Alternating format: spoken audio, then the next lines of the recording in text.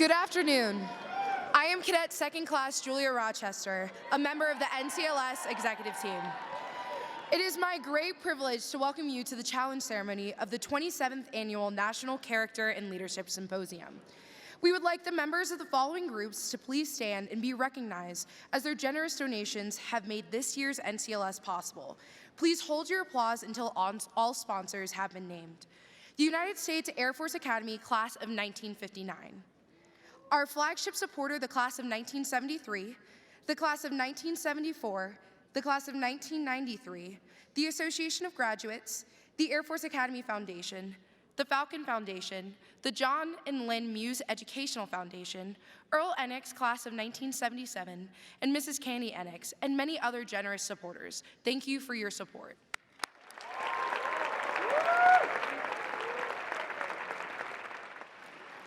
It is now my great privilege to present to you the final speaker for the 27th Annual National Character and Leadership Symposium, Colonel Mark Anarumo. Colonel Anarumo is the Director and Permanent Professor for the United States Air Force Academy Center for Character and Leadership Development. In addition to hosting many large forums like NCLS each year, the center also conducts leading-edge research, instruction, and assessments for advancing the 21st century profession of arms. The center is integral to the Academy's mission of graduating leaders of character and integrating the Air Force's core values of integrity first, service before self, and excellence in all we do. For faculty, staff, and cadets. Colonel Anarumo has commanded 3 squadrons, 2 groups, and has served as a vice wing commander, in addition to several leadership tours in multiple combat areas. Colonel Anarumo will be retiring on 1 May 2020 after 28 years of service as an enlisted U.S. Army soldier and Air Force officer. He has also recently been announced as the next president of Norwich University, as a position he will assume this summer. Ladies and gentlemen, please welcome Colonel Mark Anarumo. Thank you very much. Is she not the prototype of a PA officer? Yes, we talked a long time last night over dinner. I hope that works out.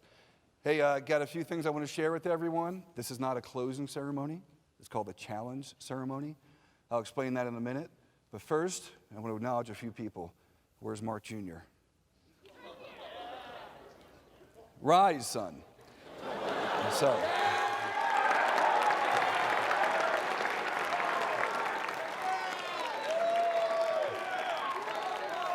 If you can't tell, he's on the club hockey team, and they're mostly here. So, Mark, I'll say to everyone, and this is important to me to do every time I get to speak in public with any of my kids' presents, I love you very much and very proud of you every day.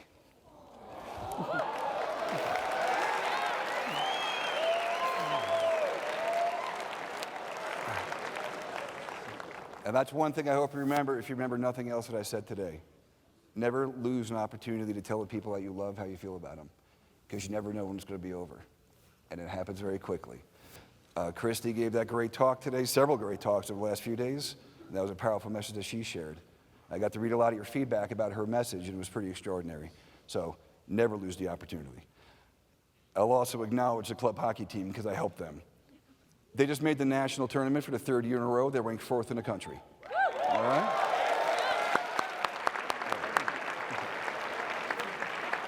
All right. So, if I didn't do that, they would have been very upset. I have to do something for Chief Wright. Did he make it back in here, or he's doing a podcast?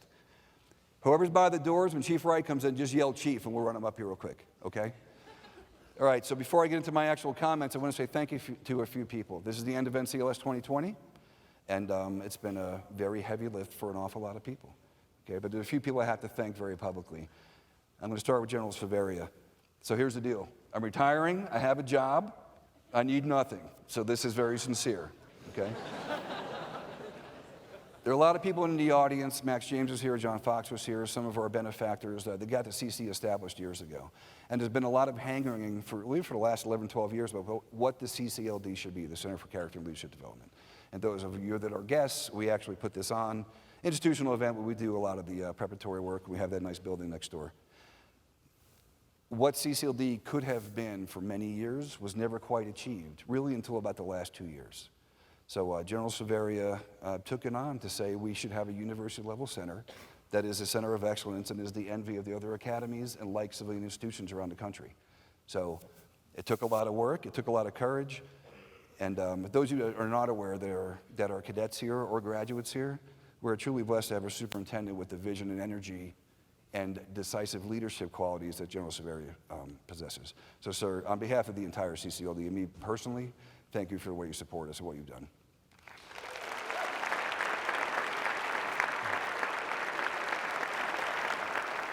I also want to thank the Emmys. I'm looking at the Emmy leads sitting out there in representation from the different Emmys. And this is an institutional level event.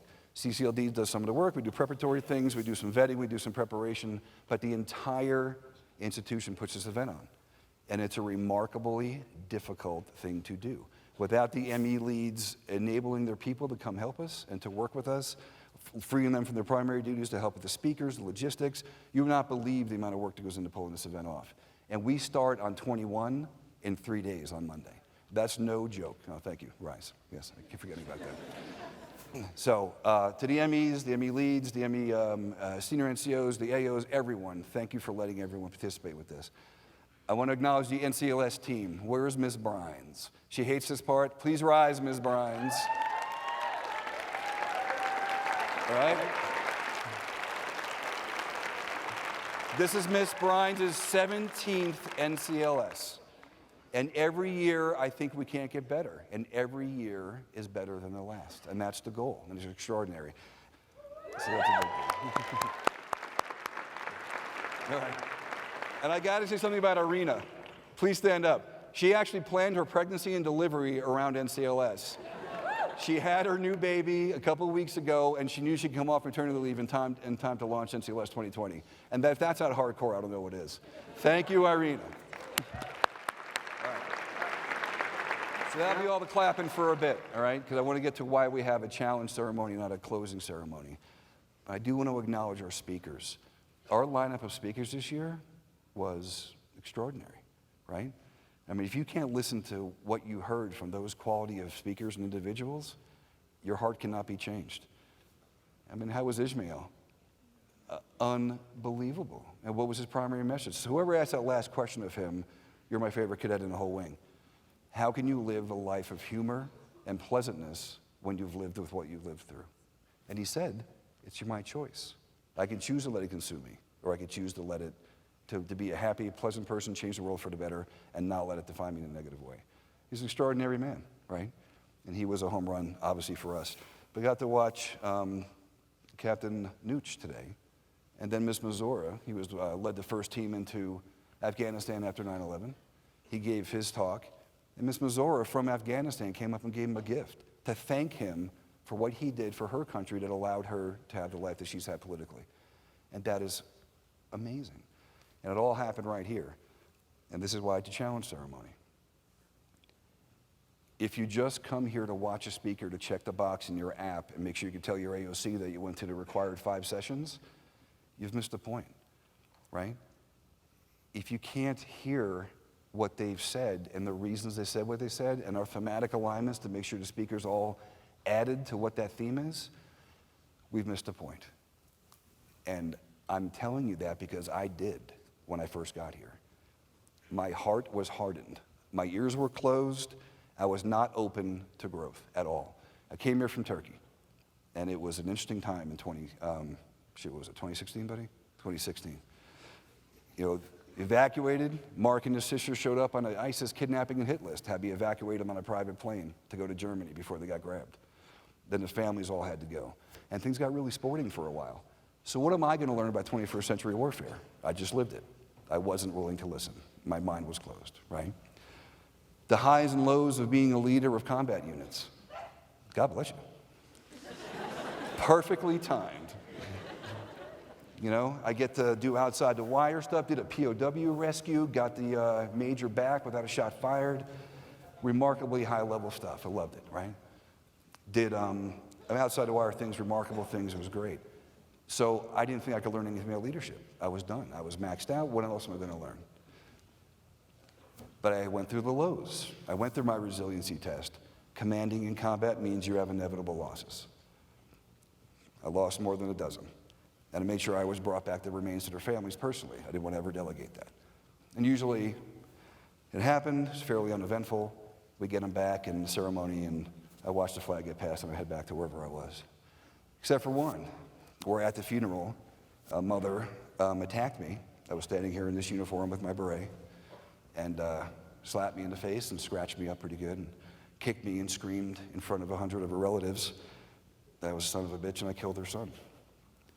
And what do you do but put your hands behind your back and take a beating, which is what I did until her family came and pulled her off me. So, what am I going to learn about resiliency? How can I learn about loss? How can I process survivor guilt? I had it all until my first NCLS. And then I realized I knew nothing. And I'll tell you the story of the individual. I could tell you some cool war stories. I could tell you what I did. I could tell you some things that could get you probably pretty excited and curious about my background and stuff. But I want to tell you the story of the NCLS speaker who changed everything for me, okay? We have this beautiful theme, valuing the human conditions, cultures, and societies. It's critically important. We have a cycle of 4 themes, those of you that don't know. We put them in a 4-theme loop, so all of you, through a 4-year experience, get each one before you graduate. Warrior ethos was my first one, and that'll be next year's, okay? Warrior ethos will be next year's, and it's a great theme. It's going to be very powerful. We'll have some amazing speakers like we always do. It'll be great. I will be in Vermont. You'll be here enjoying it. I'll be watching with great excitement. But my mind's closed. I got here. I said, I just don't want to screw this thing up. Miss Brines has it. Everyone told me, don't get in Mrs. Brines' way. She will do everything. I'm in my office. I'm locked down. And I said, what am I going to learn anyway? So I'm sitting there. I'm typing away, trying not to get in trouble, unexcited.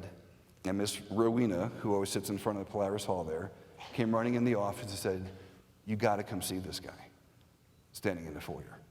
I said, well, I mean, come on. It's another speaker who wants to say something I don't need to hear. But okay, Ro, because Ro's if you ever work with Ro, she's quite insistent. So I was going whether I wanted to or not, right? So I walk out, and here standing in the foyer is a 95-year-old in his Army Air Corps uniform from 1945 that still fits him beautifully, and he's even got his cool hat on, a little sideways. He was a P-51 pilot in the Pacific Theater in World War II. And his name was Jerry Yellin. And I got to hang out with Jerry. And I already saw some nonverbals kick. Look, I'm an Italian guy from New Jersey. There's a 100% chance I'm going to cry when I'm talking. And there's a 90% chance I'm going to curse. So it's coming. So study yourselves. Thank you. Jersey in the front row. So I see Jerry Yellin. We're talking. He has a book that he wants to show out. I'm like, okay, he's here to hawk a book. And then we get to talking. And then I decide, of all the speakers, I want to go watch him. But my mind is closed, like I said. I go to watch him in his first session. And he stands up in front of everyone, stands for his entire 50-minute period in his dress uniform from World War II and shares his story. And it was so little about being a warrior, it was so much more about the ethos of being a warrior. And I want to share his story because it became my story because it's changed everything about me. So Jerry stands up and talks about during Pearl Harbor, he's in college in Lawrenceville, New Jersey. Pearl Harbor gets attacked. He sees it like every other young man at the time. He runs to the recruiting station. They say, do you have any college? He says, yes, 2 years. And they say, you could be a pilot if you want to be a pilot. Do you want to fly? He says, yeah, sure, I'll try to fly. He thinks about it more and more, and he thinks, how could I most efficiently and most early kill Japanese? Because that was the fever at the time, and he felt it. He wanted to go. So he goes to take the eye test, and he fails it because he was nearsighted. He was in college, and just he couldn't have distance vision. So he goes home. His mother works at the draft board next town over. She steals the eye chart, brings him home, and he memorizes it. Goes back to the next town draft board the next day and becomes a pilot. Right? This happens twice more in the arc of his life, where he goes to pilot training, he wants to be a fighter pilot, you could be a transport pilot, your eyes aren't good enough. He's very insistent, he goes through. He eventually becomes a P-51 pilot in the Pacific, where he can most efficiently kill Japanese. And he fights all through the Pacific War.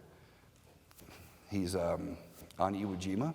He gets onto that airfield where he tells the story of smelling the bodies rotting in the sun, right?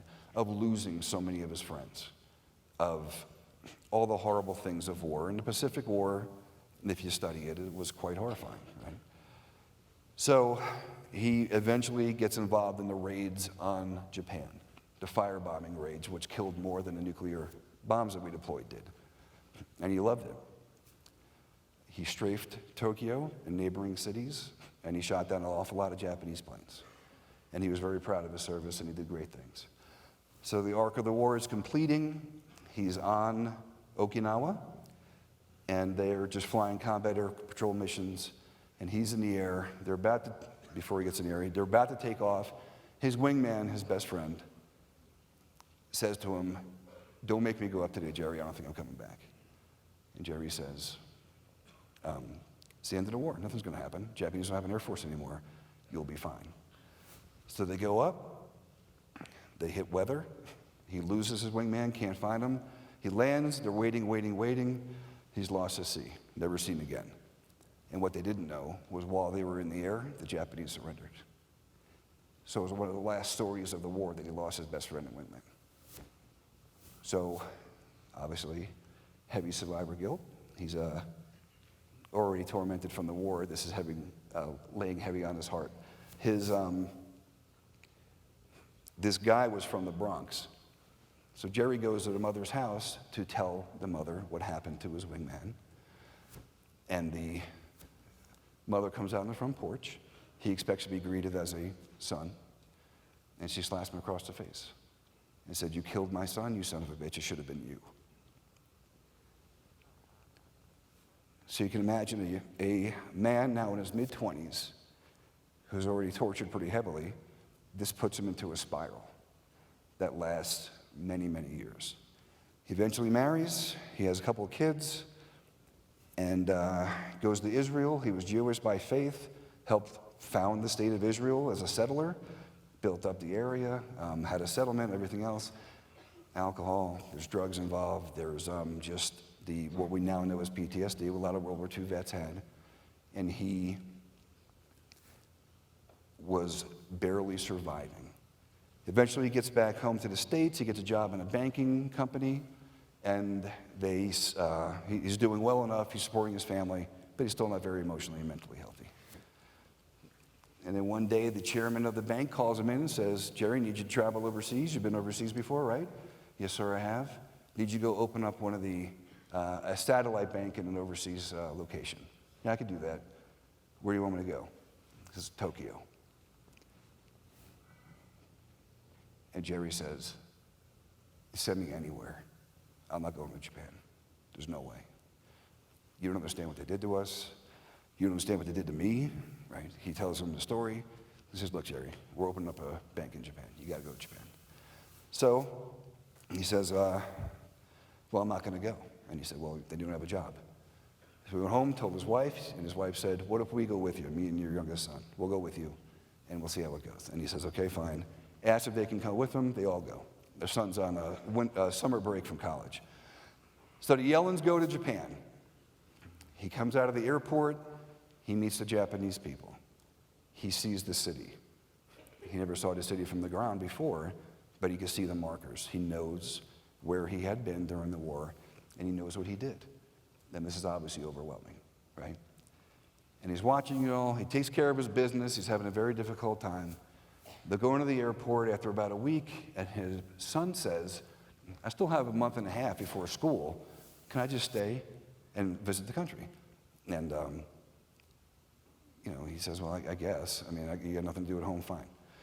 So they leave.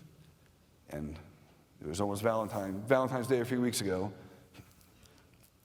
The Yellins go home. They get a phone call a month later from the son. What do you think he says? "I've fallen in love with a Japanese woman, and I want to get married." To which Jerry says, "Oh my God, absolutely not. I'm coming to get you. Pack your stuff. I'll be there in 2 days." He shows up. The son is in love. "Dad, I want to marry her. I have to marry her. Please." So they talk through it. Eventually, he agrees to meet her. And she says, through a translator to him, "My father has to bless the marriage so you have to meet him. Okay, fine. He's not going to approve it anyway. Let's get this over with. What's your dad do? Well, he's involved in construction now, but he was in the Japanese army during the war. What did he do? He was a pilot. And he's the only surviving member of the kamikaze unit he was assigned to at the end of the war. And Jerry then has to meet a translator who's prepping him, and the translator shares with him, I understand you hate Japanese, but trust me when I say he hates you Americans more. So Jerry tells his wife and son, pack the bags, we're going to the airport hotel, we're going to meet this guy, he's going to say no, and then we're out of here. This is enough. So he goes privately, though, to meet with the father, the Japanese father, and they talk through a translator. Where were you in the war? These places. What did you fly? P-51. What did you fly? 0. And then the kamikaze planes. Why didn't you get launched? A new guy, knew my parents, didn't want me to die in the war, so he kept me back until everyone else was dead, then the war was over. Okay? What did you do in the P-51? What kind of missions? And he shared all the missions, and the guy was making a connection that this was devastating for his country and the people that he loved. And, this is obviously not a fun exchange for either of them. So Jerry says goodbye. And he goes back to the room. He says, pack your stuff, we're out. They start going to the airport. They're asked to detour into the room where the Japanese father is sitting there surrounded by the rest of the family. And they sit down. They're expecting to say their final goodbye. The girl's crying. His son's crying. They're in love, but they can't be together. And all that, right? The Japanese father says, I'm going to allow the marriage. And the entire Japanese room, about 30 people and the 3 Yellins, lose their stuff. They're screaming, gaijin, killers, destroyed our country, animals, the whole thing, right? The Japanese father stands up, slaps his fist on the table, and says, I'm going to allow the marriage. That man has courage and honor that I want in the blood of our grandchildren. So the rest of the experience that Yellin's sharing with us all, through subsequent conversations as well, they had to live in Japan, and they were going to have their own kids. So Yellin has to decide, does he want to be involved in his grandkids and his kid's life, or is he going to give up and not deal with what happened during the war? And he decides to live out half of his life, half of every year for the remaining days in Japan. He learned the language, he learned the culture, he became fully immersed, and through that experience, he completed the arc of recovery. And he became the man that we met. He wasn't the embittered, retired captain aviator. He wasn't the angry, alcohol-abusing, self-medicating veteran that couldn't handle his own problems. It was through finding peace with the new culture that he learned to despise in a different time that he was able to have a life of recovery. And it was beautiful. And then he shared other stories about, he's Jewish, he also had a Palestinian cardiologist, whole other story, amazing. But I'm listening to Jerry in 3 sessions and in subsequent one-on-ones and in communications afterwards, and I learned to think about more refined survivor guilt, PTSD. Can you be a warrior and a citizen of the world? Can you make peace with the controlled application of violence when you're the one pulling the trigger? And the answer is you can. So, we had this beautiful theme this year. Yellin stories related to that, as were many of the speakers we had here, right? The warrior ethos next year will be similarly valid for the kind of life you've chosen for yourselves and the kind of life that many of us in the room chose for ourselves that now we're aging out, and most of you that I'm looking at are coming in. So, this is a challenge ceremony. My challenge to you is that you not make this a 2-day event that you're going to leave this weekend and go skiing and do whatever you're going to do for a good time and forget everything you heard. And that next year isn't something that's on the horizon, as one more nice excuse to get out of class for a day. Okay. Other colleges don't have this opportunity. This is a remarkable international symposium with world-class speakers that are thematically aligned to something critical to the life you're choosing for yourselves. The challenge is, don't let it be a two-day event. Don't let the conversations end after I get off this stage in a minute. Okay, this should be a transformative experience, and all I can promise you is, if you let it be, it will. Okay, thank you.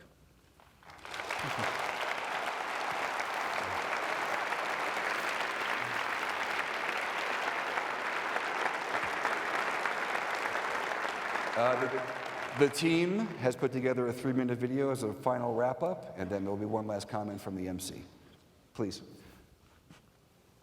From the man who led the first team in the fight in Afghanistan, to women winning big on the ice, and showing a nation that athletic achievements cannot be bound by gender. A man who overcame a life of a child soldier in Sierra Leone, to a woman driving change in Taliban-controlled provinces. A man who used basketball to remove biases and change lives, to a man who used math to do the same. We have heard stories of bravery, perseverance, leadership, and compassion from military leaders, athletes, and men and women from around the world. We do not leave here the same as when we walked in. We cannot hear these extraordinary stories and not somehow be changed. NCLS has quickly become my absolute favorite conference to attend. You not only need people of integrity willing to say what they believe and be honest about their views, but you have to have a leader who is willing to listen, even if they continue to disagree. When you have diverse conversations and you have diversity around the table, it helps bring everyone up, not just the majority, but the minority. We have to love our ethnicities and everything that entails, because it's what makes us so amazing as a country. Diverse teams are more effective. Diverse teams are more successful. And that's not anecdotal, that's not just based off of somebody's notion of it, a story, that's based off of research. That actually with the right care and support, you can recover and you can refocus everything that happened to you for something good. If you don't have the courage to fail, or you don't have the courage to even try, then it's only going to do one thing for you, and that is that you'll never find your fullest potential. Ultimately, you expect of your United States Air Force to take on an enemy and to win when we fight wars. And we cannot win when we fight wars when we all look like each other and when we all come from those same backgrounds and from those same experiences. We win wars when we build teams that have those diverse backgrounds and those diverse experiences and those diverse perspectives. Thank you for engaging in this incredible opportunity to broaden your perspective. Put yourself in another person's shoes and think critically and openly about the tough challenges that face each of us as future leaders. Leaders are learners, right? You got to become a lifelong learner. Let us step forward with a greater understanding of differing perspectives and how valuing human conditions, cultures, and societies enriches our ability to lead teams through complex and dynamic challenges that await each of us. As we continue the conversation through integration into cadet coursework and future opportunities to spend time with leaders who will challenge our way of thinking, we reflect with gratitude on the past few days. We invite you to join us again next year, February 25th and 26th, for NCLS 2021, where we will explore the theme of warrior ethos. If you were inspired by our speakers this year and have someone in mind who would be a great fit for next year's symposium, please go to the Air Force Academy's NCLS homepage and nominate a speaker through the speaker nominations link. Thank you again for your commitment to growing leaders of character at the United States Air Force Academy.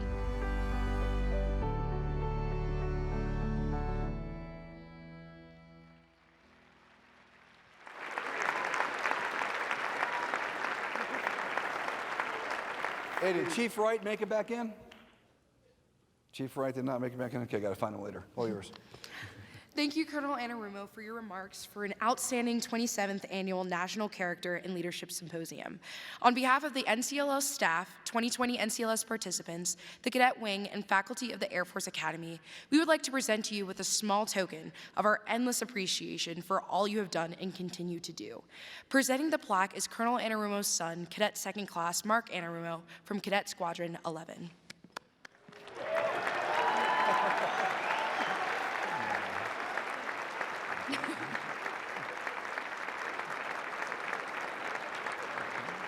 Take it easy.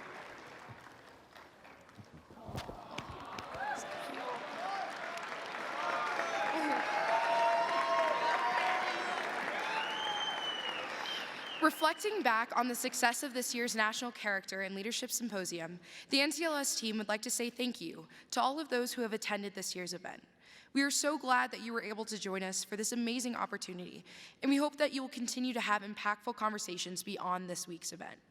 Also, we are pleased to announce that on-demand videos of the 2020 NCLS presentations will soon be available on the NCLS website early next week.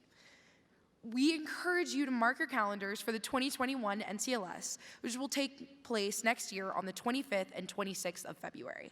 As we intentionally continue the conversation from this year's theme, we are also very excited to prepare for 2021's theme of Warrior Ethos. In preparation for this event, the NCLS team would like to extend the opportunity for you to recommend speakers for next year. If you would like to nominate a 2021 NCLS speaker, please go to the NCLS app or the NCLS website shown on the screens and nominate a speaker today. The NCLS team would like to take one final opportunity to express our thanks to generous partners and supporters who make this event possible.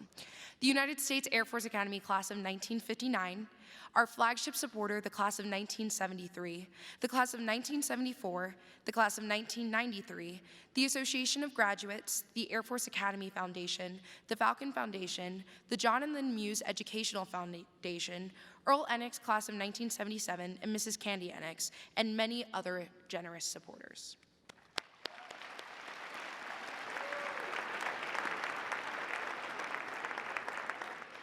Finally, I would like to thank you all for attending the 2020 National Character and Leadership Symposium.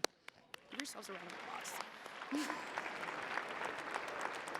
Please enjoy the rest of your day, and we hope to see you next year at the 2021 NCLS. You are dismissed.